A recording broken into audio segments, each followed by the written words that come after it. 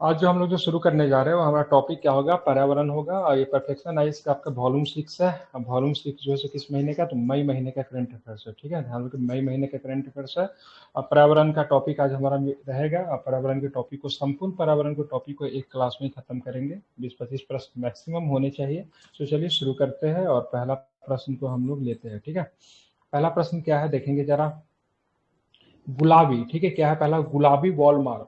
ठीक है, क्या नाम है, गुलाबी बॉल वर्म से कपास को हानि हुई है। ठीक है, तो कैसे प्रश्न यहाँ से बन सकते हैं। ठीक है, पूछेगा हाल हाल फिलहाल में कौन सा वर्म है जिससे मतलब कपास के पौधे को हानि हुई है। तो ध्यान में रखिए क्या नाम है इसका, गुलाबी। ठीक है, गुलाबी बॉल वर्म का नाम आपको ध्यान में रखना है। क्या चीज को हानि हुआ है, तो कपास के पौधे को इससे हानि हुआ है। ठीक है, ध्यान में गंभीर, गंभीर पीबीडब्ल्यू, पीबीडब्ल्यू संक्रमण के कारण, ठीक है, उत्तर बिहार में कपास किसान धान मक्का और गवार की ओर रुख कर सकते हैं। ठीक है, ये रो कपास की फसल में क्या है, आम है। ठीक है, और क्या हो रहा है, कपास की फसल जो प्रभावित हो रहा है, तो उत्तर बिहार के किसान जो है मुख्यतः कपास के किसान जो है धान में, ठीक है, मक्का में, गवार की ओर मतलब क्या कर रहे हैं, अपने रुख को अपना रहे, कपास के फसल को करना बंद करके। ठीक है, पीबीडब्ल्यू लावा कपास के पौधों के विकासशील फलों, जिसको बॉल्स कहते हैं, में घुस जाते हैं और क्षति करते हुए बॉल्स की वजन और गुणवत्ता दोनों का मतलब क्या करते हैं, प्रभावित करते हैं। समस्या की बात करें, गुलाबी वॉलवर्म के समय के साथ अनुवांशिक रूप से संशोधित कीट प्रतिरोधी बीटी कपास के प्रति प्रतिरोध विकसित कर लिया। ठीक है, तो मतलब क्या होता है, आपको इतना ध्यान में नहीं रखना है गुलाबी वॉलवर्म जो है किस फसल को प्रभावित कर रहा है। तो आपको ध्यान में रखना है किस फसल को प्रभावित कर रहा है, तो कपास की फसल को प्रभावित कर रहा है। ठीक है, इससे क्या हो रहा है, तो उत्तर बिहार के किसान जो है मुख्यतः मतलब क्या रहे, कपास की फसल को छोड़कर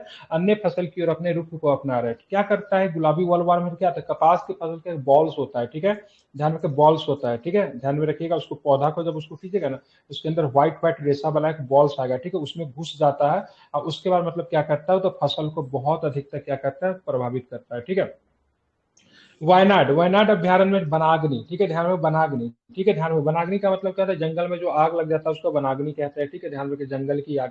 अब वायनाड तो काफी प्रसिद्ध क्षेत्र है, क्योंकि आपके प्यारे राहुल गांधी जो है यहीं से मतलब क्या होता है, संसदीय की चुनाव जो है जीतते हैं। ठीक है, केरल के वायनाड की बात कर, वन्य जीव अभ्यारण्य के अंतर्गत सुल्तान बाथरी वन रेंज में विनाशकारी जंगल की आग ने लगभग 100 हेक्टेयर भूमि को नष्ट कर दिया। ठीक है, तो सबसे पहले बात करेंगे केरल के किस स्थान पे, ध्यान रखिए केरल के वायनाड पे। ठीक है, किस स्थान पे, केरल के वायनाड। ठीक है, केरल के वायनाड ध्यान में रखिएगा।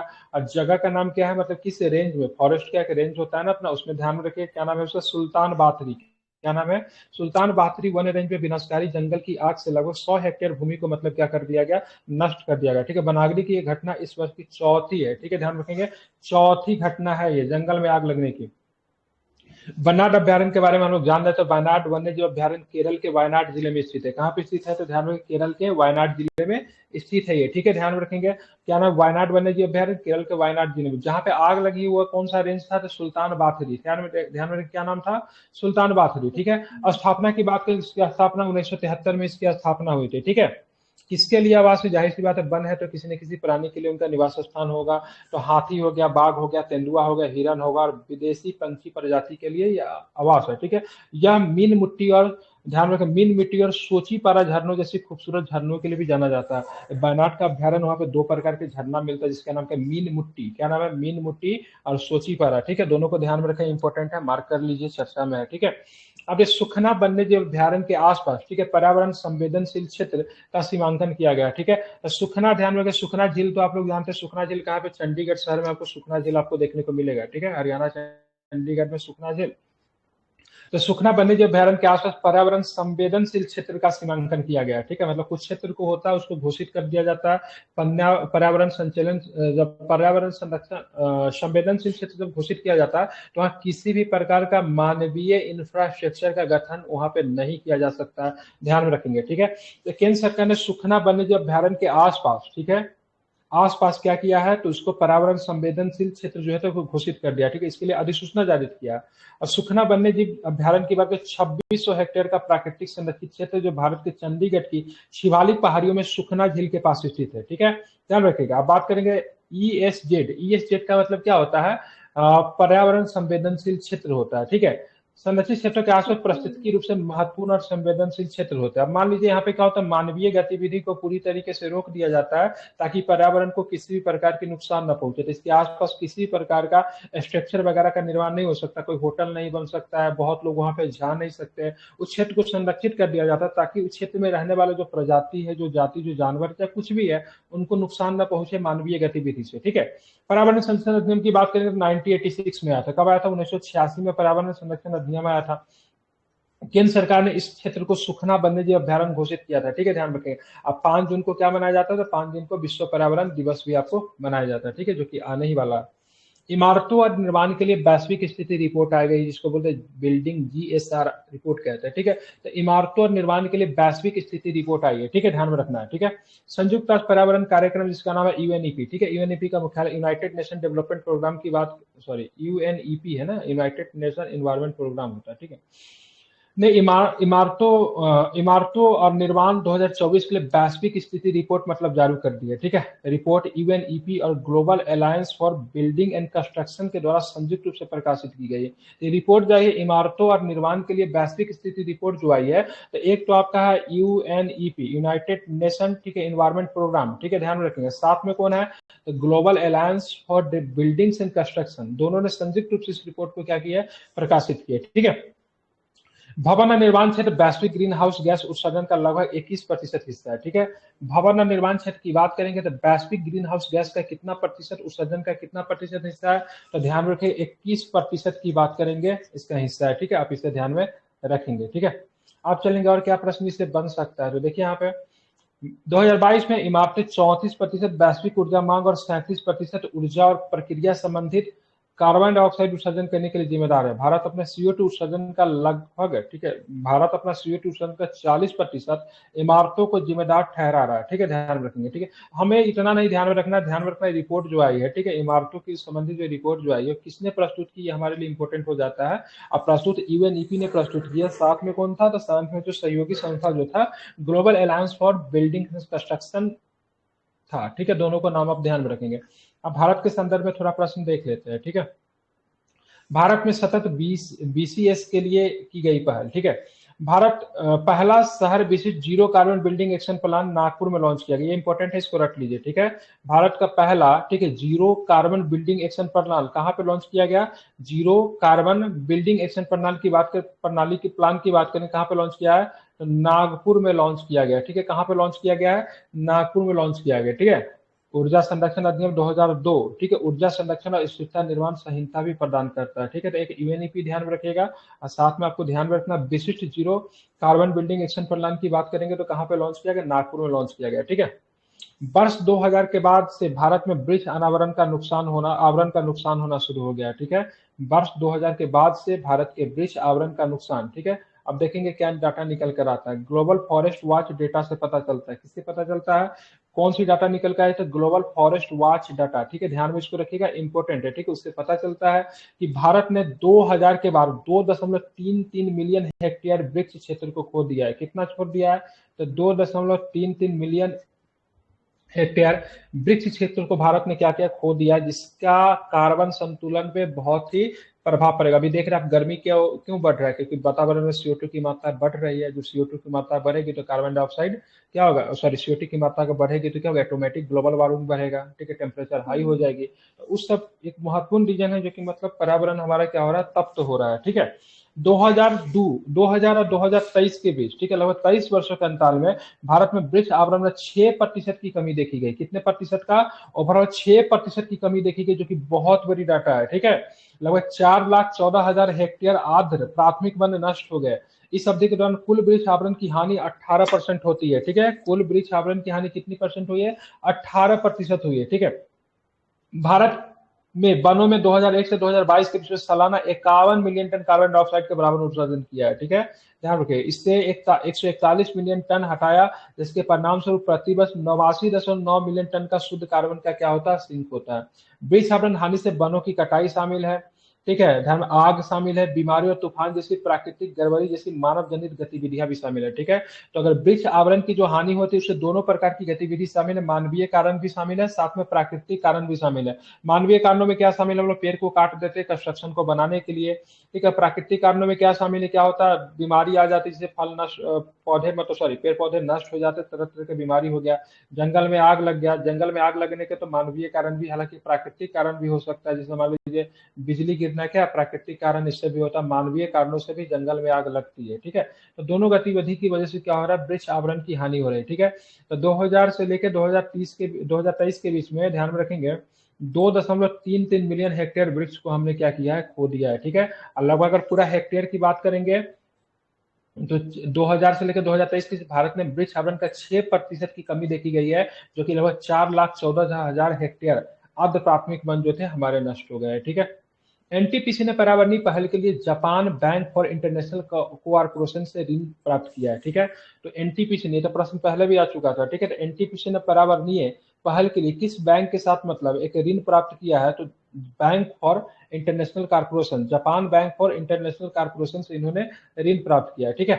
एनटीपीसी समूह की बात करेंगे, ध्यान रखेंगे, एनटीपीसी समूह ने Japan bank for international corporation के साथ विदेशी मुद्रा ऋण समझौता किया है, जो कि यूएसडी कितना है, 200 मिलियन। ठीक है। ध्यान रखें, जो कि जापानी येन की बात करेंगे, जापान की करेंसी क्या है, येन है, जो कि लगभग 30 बिलियन के बराबर होता है।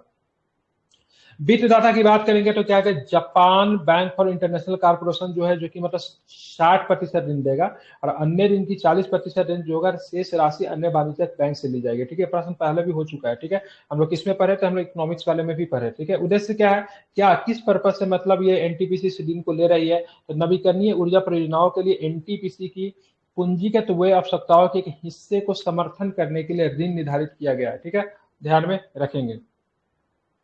और आपका क्या हो गया, तो आपका ये पर्यावरण का टॉपिक क्या होता है, समाप्त हो जाता है, क्योंकि बहुत ही कम, मात्र 6 प्रश्न ही आपको यहाँ पे दिया हुआ था। ठीक है। एक बार हम आप लोगों को रिपीट करवाया था, गुलाबी वॉलमार्क जो है किस फसल को हानि पहुंचा रहा है, तो कपास की फसल को हानि पहुंचा रहा है। ठीक है। बैनाड अभ्यारण में क्या लग गई, तो आग लग गई है। ठीक है। ध्यान में, बैनाड अभ्यारण की स्थापना कब हुई थी, 1973 में हुई थी। ठीक है। किस जगह पे आग लगी है, तो सुल्तान बाथरी जगह पे आग लगी है। ठीक है। और सुखना वन्यजीव अभ्यारण के आसपास पर्यावरण संवेदनशील क्षेत्र घोषित कर दिया। सुखना वन्यजीव अभ्यारण कहाँ पे मिलेगा, तो ध्यान रखिएगा, चंडीगढ़ हरियाणा में। ठीक है। अब बात करते देखेंगे यहाँ पे इमारतों के निर्माण के लिए वैश्विक स्थिति रिपोर्ट किसने जारी किया है, तो यूएनईपी ने जारी किया है। किसने जारी किया है, तो यूएनईपी ने जारी किया है। साथ में कौन है, तो global response for building and construction, संयुक्त रूप से इसको प्रकाशित किया है। ठीक है। भवन और निर्माण क्षेत्र में वैश्विक ग्रीन हाउस गैस का कितना प्रतिशत हिस्सा उत्सर्जन करती है, तो 21% का योगदान है। ठीक है। आप इसे ध्यान में रखोगे। अब चलते आगे चलेंगे, तो क्या आपने भारत में सतत बीसीएस के लिए हम लोगों ने पढ़ लिया था, इसमें वर्ष 2000 के बाद भारत में वृक्ष आवरण का नुकसान हुआ, लगभग 2.33 बिलियन हेक्टेयर वन क्षेत्र भारत में खो दिया, जो कि लगभग 6% की बात करेंगे। टोटल की बात करें कितना है, तो 4,14,000 ठीक है हेक्टेयर वन हमने खो दिया है। एनटीपीसी ने पर्यावरणीय पहल के लिए Japan bank for international corporation के साथ समझौता किया है, जहां पे $30 बिलियन 30 बिलियन, ठीक है, 30 बिलियन येन दिए जाएंगे। ठीक है। कौन है, तो येन, येन क्या है, तो जापानी करेंसी को येन कहते हैं। ठीक है। जबकि यूएसडी में बात करेंगे तो 200 मिलियन होता है। ठीक है। जिसमें 60% जापान बैंक फॉर कंस्ट्रक्शन देगा, इंटरनेशनल कॉर्पोरेशन देगा, बाकी 40% की बात करेंगे तो अन्य वित्तीय संस्था से प्राप्त होगी। ठीक है। अब हम लोग चलते हैं रिपोर्ट एवं सूचकांक के बारे में हम लोग पढ़ेंगे। ठीक है। क्या पढ़ेंगे, रिपोर्ट एवं सूचकांक के बारे में हम लोग क्या करते हैं, पढ़ना शुरू करते हैं। तो यहाँ पे देखेंगे सबसे पहला जो रिपोर्ट निकल कर आता है, एयरपोर्ट काउंसिल इंटरनेशनल 2023 की वैश्विक रैंकिंग आई है। ठीक है। एयरपोर्ट काउंसिल, ठीक है, इंटरनेशनल 2023 की वैश्विक रैंकिंग आई है। ठीक है। अब इसमें देखेंगे एयरपोर्ट काउंसिल इंटरनेशनल की जो रैंकिंग आई है, उसमें भारत की एयरपोर्ट की क्या स्थिति है, उसके बारे में हम लोग देखेंगे। तो दिल्ली के इंदिरा गांधी इंटरनेशनल हवाई अड्डे को सालाना 7.22 करोड़ यात्रियों को संभालते हुए 10वां स्थान हासिल किया है। ठीक है। तो पूरे विश्व में, ठीक है, पूरे विश्व में दिल्ली इंटरनेशनल हवाई अड्डा की बात करेंगे, जिसको इंदिरा गांधी अंतर्राष्ट्रीय हवाई अड्डा कहते हैं। ठीक है। जिसको बोला जाता है आईजीआई कहा जाता है, जो कि कितने यात्रियों को संभालते हुए 10वां स्थान हासिल किया, तो 7.22 करोड़। ठीक है। आईजीआई हवाई अड्डा लगातार 2019 से 17वें से 2023 में 10वें स्थान पर पहुंच गया, जो पिछले कुछ वर्षों में यात्री यातायात में लगातार वृद्धि को दर्शाता है। ठीक है। 2019 में कैमे नंबर पे था, 2019 में 17वें नंबर पे था, और 2023 में कितने नंबर पे पहुंच गया, तो 10वें नंबर पे पहुंच गया। ठीक है। समझ गए ना। तो विश्व में भारत की रैंक कितनी है, तो भारत में तो आईजीआई का पहला नंबर पे है, विश्व में 10वां नंबर पे है। ठीक है। डिजिटल सेवा निर्यात पे डब्ल्यूटीओ की रिपोर्ट आई है, ठीक है, डिजिटल सेवा निर्यात पे डब्ल्यूटीओ की रिपोर्ट आई है। भारत डिजिटल सेवा निर्यात में मतलब क्या होता है, चीन से आगे निकल गए, डिजिटल सर्विस देने में हम लोग क्या है, चीन से आगे निकल गए, ठीक है। भारत ने 2023 में डिजिटल सेवाओं के निर्यात में चीन को पीछे छोड़ते हुए 257 बिलियन डॉलर तक पहुंच गया, ठीक है। भारत जो डिजिटल सेवा में कितना, 257 बिलियन डॉलर, ठीक है। ध्यान रखिए, जो कि हम लोगों ने क्या किया है, तो मतलब चीन को पीछे छोड़ दिया है, ठीक है। या पिछले वर्ष की तुलना में 17% की अधिक वृद्धि यहाँ पे आपको देखी गई है, ठीक है। इस वृद्धि ने जर्मनी और चीन को पीछे छोड़ दिया, जिनमें से प्रत्येक में केवल 4% की वृद्धि दर्ज की गई। अब भारत में कितने प्रतिशत की, 17% की वृद्धि दर्ज की गई है, ठीक है।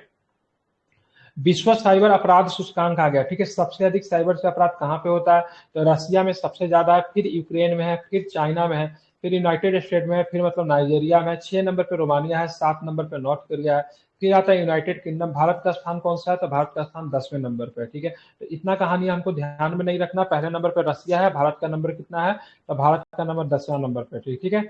चाइना का स्थान तीसरा है, आप लोग ध्यान रखिएगा, रसिया यूक्रेन दोनों भाई भाई है, तो पहला और दूसरे नंबर पे है, ठीक है। तीसरा नंबर पे कहा जाएगा चाइना है।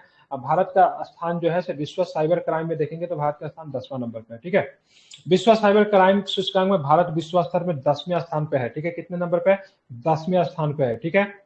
मतलब ये अच्छी बात, मतलब जितना कम रहेगा ना, ठीक है, उतना मतलब सही है, ठीक है। प्रभाव के लिए 7.9, व्यावसायिकता के लिए 6.6 और तकनीकी कौशल के 6.6 पर अंकों के साथ भारत सूचकांक में कितने, तो ध्यान रखिएगा 10वें स्थान पर है, ठीक है। रूस और यूक्रेन शीर्ष 2 स्थानों पर रहे, जबकि चीन और संयुक्त अरब अमेरिका तीसरे और चौथे स्थान पर रहे, ठीक है। तो चीन जो है तीसरे नंबर पे है, संयुक्त अरब अमेरिका की बात करेंगे चौथे नंबर पे, ठीक है। भारत के स्थान की बात करूंगा तो भारत जो कितने नंबर पे, तो भारत आपको 10वें नंबर पे आपको देखने को मिलता है, ठीक है। टॉप पे कौन है, तो टॉप पे आपको कौन है, तो ध्यान में रखिएगा रूस और यूक्रेन की बात करेंगे तो दोनों पहले और दूसरे नंबर पे है, ठीक है। चलिए, तो आपको ध्यान में रखना है रिपोर्ट की, वर्ल्ड साइबर क्राइम इंडेक्स में भारत का स्थान कितना है, तो भारत का स्थान 10वां नंबर पे, याद रखिएगा, महत्वपूर्ण है, पूछा जा सकता है, ठीक है। रैंकिंग से एक क्वेश्चन बीपीएससी में 100% होगा। आप देखेंगे सूचकांक जो आया है, ठीक है, इस सूचकांक को किसने जारी किया है, ठीक है। तो सूचकांक ऑक्सफोर्ड विश्वविद्यालय, न्यू साउथ वेल्स विश्वविद्यालय, मोनाश विश्वविद्यालय और साइंसेस पो के शोधकर्ताओं के द्वारा विकसित किया गया। तो ये तो नहीं पूछा जाएगा, लेकिन भारत का रैंक जरूर पूछा जाएगा, वो आपको याद भी होना चाहिए, ठीक है।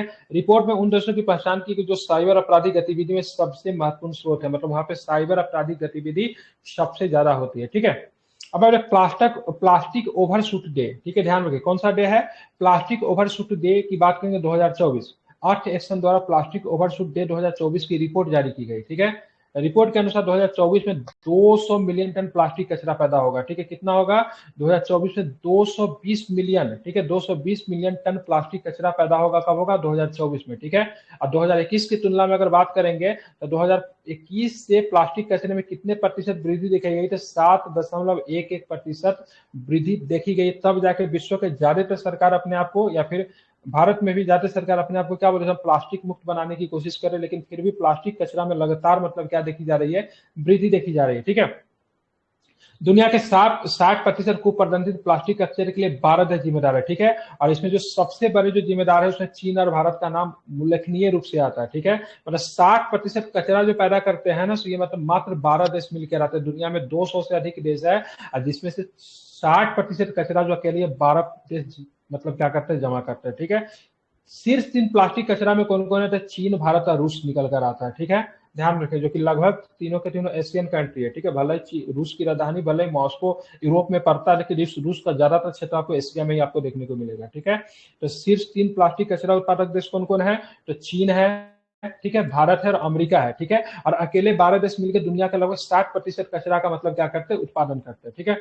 भारत को कम अपशिष्ट पैदा करने वाले प्रदूषकों में से एक के रूप में वर्गीकृत किया गया। यहाँ कुप्रबंधित अपशिष्ट सूचकांक की बात करेंगे तो बहुत ऊंचा है, मतलब हम लोग का मतलब क्या, कुप्रबंधन की वजह से हमारे यहाँ क्या होता है, बहुत अधिक कचरा का मतलब क्या होता है, अपशिष्ट आपको देखने को मिलता है, जो कि लगभग 68.62% हमारे यहाँ ये डाटा रही है, ठीक है। यहाँ वार्षिक प्रति व्यक्ति प्लास्टिक अपशिष्ट उत्पादन में 8 किलोग्राम प्रति वर्ष है, ठीक है। मतलब 8 किलोग्राम प्रति वर्ष, ठीक है। मतलब हम आप सब इसके लिए जिम्मेदार हैं, मतलब भले आप करते हो नहीं करो, लेकिन अगर प्रत्येक व्यक्ति पर निकाला जाए तो एक साल में 8 किलोग्राम प्लास्टिक का मतलब क्या करता है, वो अपशिष्ट मतलब पैदा करता है, ठीक है। प्रत्येक व्यक्ति, हम और आप सब मिलकर मतलब क्या करते हैं, तो 8 केजी मतलब क्या करते हैं, प्लास्टिक का मतलब हम लोग क्या करते हैं, तो अपशिष्ट के रूप में मतलब क्या करते हैं, पैदा करते हैं, ठीक है।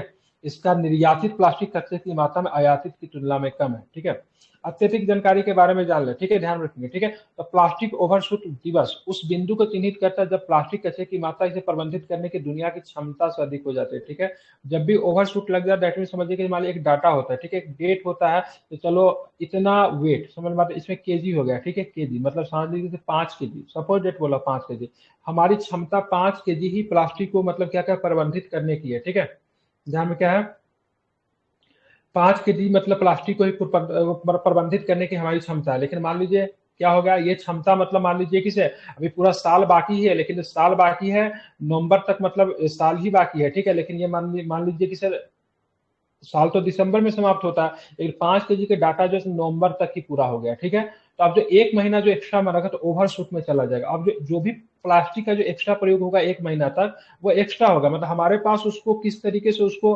अपशिष्ट को मतलब समाधान करे उसका उपाय हमारे पास नहीं है। ठीक है, और इस बार जो ये डेट जो रहा है ओवरशूट का डेट 5 सितंबर को ही रहा है। मतलब 5 सितंबर के बाद जो भी प्लास्टिक कचरा जो उत्पादन होता है वो मतलब एक्स्ट्रा होगा, मतलब उसका प्रबंधन हमारे पास नहीं है। ठीक है, मतलब क्या करेगा, सीधे सीधे पर्यावरण में रहेगा और पर्यावरण को नुकसान होगा। तो फिक्स तारीख मनाया जाता है। ठीक है, मतलब फिक्स तारीख को मतलब क्या होता है, उसके बाद अगर वो एक्स्ट्रा जो होगा उसके बाद तो नुकसानदायी होगा। ठीक है, ये किसी देश में कुप्रबंधित अपशिष्ट सूचकांक के आधार पर निर्धारित किया जाता है। 2024 में ग्लोबल प्लास्टिक ओवरशूट दिवस 5 सितंबर को होने का अनुमान है। कब है, 5 सितंबर को, मतलब 5 सितंबर के बाद अक्टूबर नवंबर दिसंबर 3 महीना जो आपको बचा ना, सितंबर भी पूरा, सितंबर अक्टूबर नवंबर 4 महीना जो आपको बचा अप्रोक्स अगर बात करेंगे, तो इस समय अगर मनुष्य के द्वारा प्लास्टिक का कुप्रबंधित अगर किया जाएगा तो समझिए वातावरण पे पृथ्वी पे एक तरह का बोझ होगा, क्योंकि उसका प्रबंधन का बात करेंगे तो उसके प्रबंधन का हमारे पास कोई सुविधा उपलब्ध नहीं है। ठीक है, तो जहां पर ओवरशूट लग गया, जैसे होता है ना अर्थ ओवरशूट भी एक होता है। ठीक है, अर्थ ओवरशूट डे भी होता है। उसमें क्या होता है, जैसे मनुष्य ने मतलब क्या हम लोग क्या करते हैं, पृथ्वी को संसाधन के तौर पर प्रयोग करते हैं। अब पृथ्वी के संसाधन से हम लोग क्या करते हैं, बहुत ज्यादा उसका यूज करते हैं। ठीक है, लेकिन एक साल में कितना यूज होना चाहिए वो लिमिट होता है। ठीक है, और उस लिमिट को जब आप क्रॉस करके जब एक्स्ट्रा यूज करने लगेंगे तो जाहिर सी बात आगे के संसाधन का प्रयोग कर रहे हैं। ठीक है, तो इसको अर्थ ओवरशूट डे भी आपका मनाया जाता है। ठीक है, तो ये 2024 में प्लास्टिक ओवरशूट की बात करें तो 5 सितंबर को पूरा हो रहा है। प्रत्येक देश अपना प्लास्टिक ओवरशूट दिवस होता है। ठीक है, जो भारत में 23 अप्रैल को मनाया जाता है, ये प्रत्येक देश में होता है। ठीक है, ग्लोबल है 5 सितंबर। ठीक है, ग्लोबल वाला जो है 5 सितंबर को प्रत्येक देश में भी होता है। भारत में कब मनाया जाता है, तो भारत में 23 अप्रैल को। ठीक है, ग्लोबल में 5 सितंबर को ये होने का अनुमान है। अब प्रत्येक देश में अपना क्या होता है, एक अपना ओवरशूट डे भी मनाया जाता है, जो कि भारत में कब मनाया जाएगा, 23 अप्रैल को। ठीक है, विश्व के अनुसार क्यूएस वर्ल्ड यूनिवर्सिटी रैंकिंग आ गई है। ठीक है, ध्यान रखेंगे। ठीक है, तो विश्व की जो आती क्यूएस वर्ल्ड यूनिवर्सिटी रैंकिंग जो आती है 2024 वो आ चुकी है। विषय के आधार पर क्यूएस वर्ल्ड यूनिवर्सिटी रैंकिंग 2024 में जेएनयू ने शीर्ष स्थान हासिल किया है। किसने हासिल किया है, तो जेएनयू ने शीर्ष स्थान हासिल किया, जो भारतीय शिक्षा जगत के लिए महत्वपूर्ण उपलब्धि है। ठीक है, अब देखेंगे और भी क्या प्रश्न है। ठीक है, क्यूएस वर्ल्ड यूनिवर्सिटी रैंकिंग 2024 में 69 भारतीय विश्वविद्यालय अपनी जगह बनाने में सफल है। ठीक है, 2024 की जो रैंकिंग जो आई है वर्ल्ड यूनिवर्सिटी रैंकिंग, उससे कितने यूनिवर्सिटी है, तो ध्यान में भारत के 69 यूनिवर्सिटी है। इसमें टॉप कौन रहा, तो टॉप में जेएनयू रहा। ठीक है, अध्ययन के लिए जवाहरलाल नेहरू विश्वविद्यालय भारत का सर्वोच्च रैंक वाला विश्वविद्यालय, जो वैश्विक स्तर पर 20वें स्थान पर रहा। ठीक है, वर्ल्ड में कितने नंबर पे रहा है, तो वर्ल्ड में मतलब 20वें स्थान पर रहा। ठीक है, भारत में कितने नंबर पे रहा, तो भारत में प्रथम नंबर पर रहा। ध्यान में रहे। ठीक है, एक वर्ल्ड यूनिवर्सिटी रैंकिंग भी आती है, एक एशिया वाला में आती है। एशिया वाला में आईआईटी बॉम्बे प्रथम स्थान पे है। ठीक है, ये वर्ल्ड वाला है, वर्ल्ड वाला में कौन प्रथम स्थान पे, तो जेएनयू। ठीक है, 424 भारतीय विश्वविद्यालयों में से कुल 69 भारतीय विश्वविद्यालयों का विभिन्न विषयों के आधार पर क्यूएस वर्ल्ड यूनिवर्सिटी रैंकिंग में जगह बनाई। ठीक है, क्यूएस वर्ल्ड यूनिवर्सिटी रैंकिंग में विश्वविद्यालयों की संख्या के मामले में भारत एशिया में 101 विश्वविद्यालय के साथ चीन के साथ दूसरे नंबर पर। ठीक है, ध्यान रखिएगा, तो क्यूएस वर्ल्ड यूनिवर्सिटी रैंकिंग विश्वविद्यालय की संख्या में मामले में भारत एशिया में 101 विश्वविद्यालयों के साथ चीन के साथ दूसरे स्थान पर। ठीक है, ध्यान रखिए कितने नंबर पे है, चीन के बाद दूसरे स्थान पर, मतलब एशिया में, ध्यान रखिए एशिया में कौन है, एशिया में चीन प्रथम नंबर पे है और भारत की बात करेंगे दूसरे नंबर पे। ठीक है, ये भारत की बात करेंगे, भारत में पहले नंबर पे कौन रहा, तो जेएनयू रहा, जो कि विश्व में कितने नंबर पे रहा, तो विश्व में 20वें नंबर पे रहा। ठीक है, हुरुन की बात करेंगे, हुरुन का क्या होता है, यूनिकॉर्न आता है। ठीक है, ध्यान रखेंगे। ठीक है, यूनिकॉर्न 2024 में भारत में कम निवेश के कारण यूनिकॉर्न निर्माण में पहली बार गिरावट देखी गई। ठीक है, यूनिकॉर्न की संख्या में गिरावट देखी गई।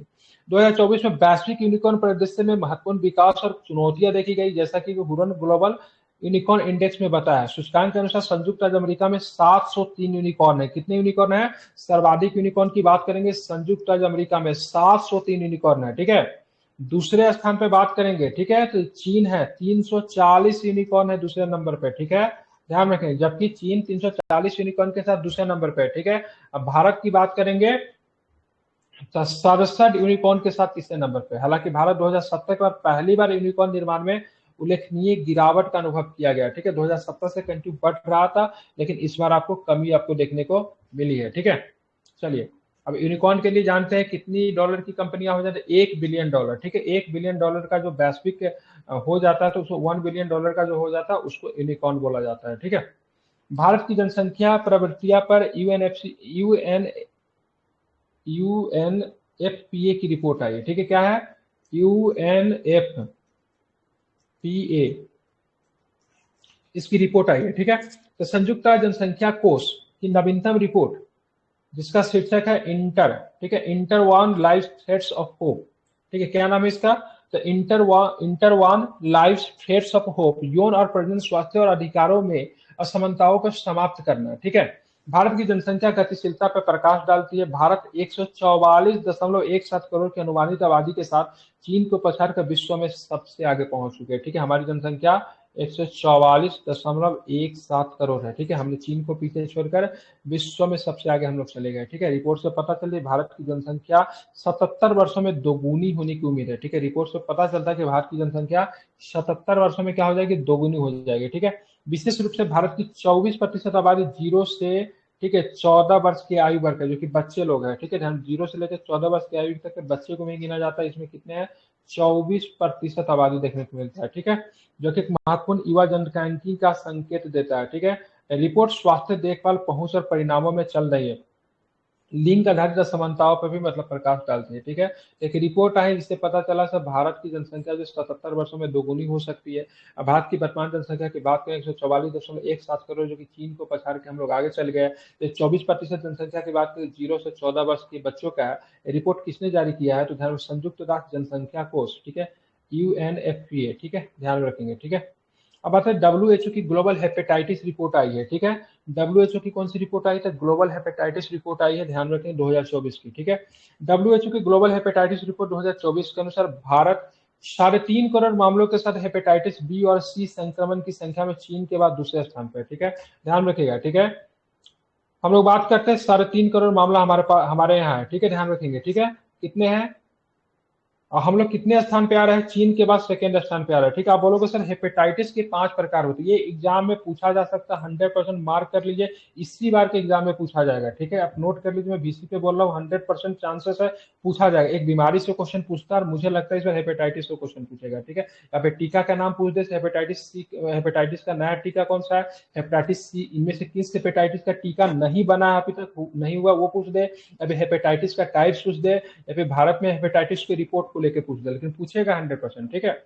अब बात करें हेपेटाइटिस के 5 मुख्य उपभेद शामिल है, ठीक है, A B C, A B C D और ई, ठीक है, ध्यान रखेंगे, ठीक है। और हेपेटाइटिस का सी का टीका अभी तक नहीं है, ठीक है।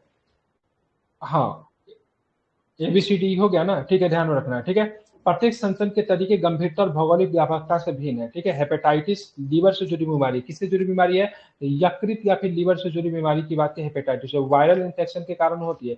इस बीमारी में लीवर में क्या होता है? सूजन हो जाता है, ठीक है। अब भारत में 3.5 करोड़ मामले आपको हेपेटाइटिस का आपको देखने को मिलते हैं, जो कि चीन के बाद मतलब दूसरे नंबर पे। किसकी रिपोर्ट है? डब्ल्यूएचओ की रिपोर्ट आपकी निकल कर आई है, ठीक है, आप इसे ध्यान में रखेंगे, ठीक है। अब अगर बात करेंगे तो क्या है, आईसी, ठीक है, आईसीटी क्षेत्र में उत्सर्जन और ऊर्जा पद्धति का आकलन किया है, ठीक है। तो आईसीटी क्षेत्र के उत्सर्जन और ऊर्जा पद्धति का आकलन किया गया है। रिपोर्ट इंटरनेशनल टेलीकम्युनिकेशन यूनियन और विश्व बैंक द्वारा संयुक्त रूप से जारी किया गया, ठीक है। किसने जारी किया रिपोर्ट को? तो इंटरनेशनल टेलीकम्युनिकेशन यूनियन और विश्व बैंक द्वारा इस रिपोर्ट को जारी किया गया। ये सूचना और संचार प्रौद्योगिकी क्षेत्र की ऊर्जा और उत्सर्जन प्रोफाइल प्रस्तुत करता है। दूरसंचार के लिए 30 सबसे अधिक उत्सर्जन करने वाले देश का मतलब आकलन करता है, ठीक है। डिजिटलीकरण की तेजी से विस्तार के लिए अधिक ऊर्जा की आवश्यकता होती है और इसके परिणाम स्वरूप ग्रीन हाउस गैस का भी उत्सर्जन होता है। वैश्विक उत्सर्जन को कम से कम 1.7% आईसीटी क्षेत्र को उत्पन्न होता है। दुनिया की एक तिहाई आबादी, जिसमें 2.6 अरब लोग इंटरनेट से वंचित है। ठीक है, अभी भी मतलब इतना होने के बाद भी टेलीकम्युनिकेशन की रिपोर्ट आई है, जो दुनिया का एक तिहाई आबादी लगभग 2.6 अरब लोग जो इंटरनेट से वंचित है, जिसे जोड़ने में उत्सर्जन और भी अधिक बढ़ जाएगा। ठीक है, आईसीटी क्षेत्र से 2021 से नवीकरणीय ऊर्जा खरीद में 60% का हिस्सा लिया है, और बढ़ते उत्सर्जन को कम करने के लिए संभावित तरीकों को भी मतलब क्या करेगा, इशारा करता है। ठीक है, ये रिपोर्ट उतना इंपॉर्टेंट नहीं है, एग्जाम में भी कम ही चांस से पूछा जाएगा, बस ध्यान में रखेगा आईसी। ठीक है, आईसीटी, आईसीटी का फुल फॉर्म क्या होता है? Information and communication technology. ठीक है, क्या होता है? इंफॉर्मेशन एंड कम्युनिकेशन टेक्नोलॉजी, इसको आईसीटी कहा जाता है। उसकी रिपोर्ट आई, इसमें पता चलता है दुनिया का अभी भी मतलब क्या है। ठीक है, अभी भी मतलब 2.6 अरब लोग जो है मतलब क्या है, सभी भी इंटरनेट से वंचित है। ठीक है, और जो रिपोर्ट जो आई है मतलब जो 30 सबसे अधिक उत्सर्जन करने वाले देशों में भारत सहित के बारे में आकलन किया गया है। ठीक है, भारत का रोजगार रिपोर्ट आ गई 2024 का। ठीक है, किसने? आईएलओ ने प्रस्तुत किया है। ठीक है, इंटरनेशनल लेबर ऑर्गेनाइजेशन की रिपोर्ट आई है, मानव विकास संस्थान आईएसडी के सहयोग, दो आईएलओ ने मानव विकास संस्थान आईएसडी की सहयोग से भारत रोजगार रिपोर्ट 2024 जारी की है। ठीक है, माध्यमिक या उच्च शिक्षा प्राप्त बेरोजगारों युवाओं की हिस्सेदारी 2000 से 35.2 से लगभग दोगुनी होकर 2022 में 65.7% हो गई। मतलब बेरोजगारी की बात करेंगे ना, जो कि माध्यमिक या उच्च शिक्षा हासिल करने वाले जो बेरोजगार जो है 2000 में 35.2% थी, और 2022 में बढ़कर मतलब कितना हो गया, तो 65.7%। मतलब कितनी बढ़ोतरी देखी गई, मतलब 2x टाइम लगभग बढ़ोतरी देखी गई। अब देश में रोजगार कार्यबल लगभग मतलब कितना है, 83%। मतलब जो लोग जो है, ठीक है, बेरोजगार है। ठीक है, कितने हैं? 83% युवा जो है देश में क्या है, बेरोजगार है। ठीक है, 2000 से 2019 तक रोजगार और अल्प रोजगार, ठीक है, रोजगार और अल्प रोजगार में लगातार वृद्धि के बावजूद महामारी के वर्षों में गिरावट देखी गई। ठीक है, 2018 तक प्रमुख श्रम बाजार संकेतकों में दीर्घकालीन गिरावट देखी गई। इसके बाद 2019 केवल आर्थिक संकट की अवधि के साथ मतलब क्या हुआ, सुधार हुआ। ठीक है, तो भारत बेरोजगार रिपोर्ट जो आई है, यही आपसे पूछा जाए कितने लोग बेरोजगार, ये नहीं पूछा जाएगा।